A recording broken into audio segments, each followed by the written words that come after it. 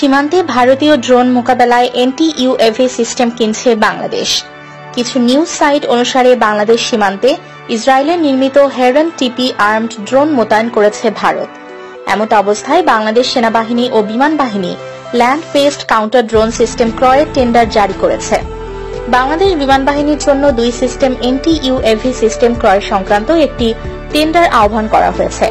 শত্রু দেশের ড্রোন নজরদারি থেকে দেশের আকাশ সীমা রক্ষা, ড্রোন জ্যামিং ও ধ্বংস করার জন্য এই এন্টি-ইউএভি সিস্টেম ব্যবহার করা হবে।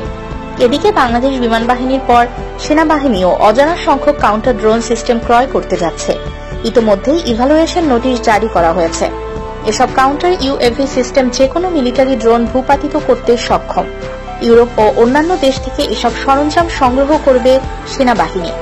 ল্যান্ড বেসড এন্টি-ইউএভি সিস্টেম এমন প্রযুক্তি যা ড্রোন এবং অন্যান্য ইউএভি হুমকি শনাক্ত, ট্র্যাক এবং নিরপেক্ষ করতে ব্যবহার করা হয়। এটি মূলত সামরিক, নিরাপত্তা সংস্থা এবং গুরুত্বপূর্ণ স্থাপনা সুরক্ষার জন্য ব্যবহৃত হয়। এই সিস্টেমগুলো বিভিন্ন সেন্সর এবং প্রতিরক্ষা প্রযুক্তি ব্যবহার করে ইউএভি হুমকি মোকাবেলা করে। বাংলাদেশের মতো দেশের জন্য যেখানে ক্রমবর্ধমানভাবে ড্রোনের ব্যবহার বাড়ছে, এই ধরনের সিস্টেম গুরুত্বপূর্ণ হতে পারে, বিশেষত সুরক্ষা ও সামরিক ক্ষেত্রে।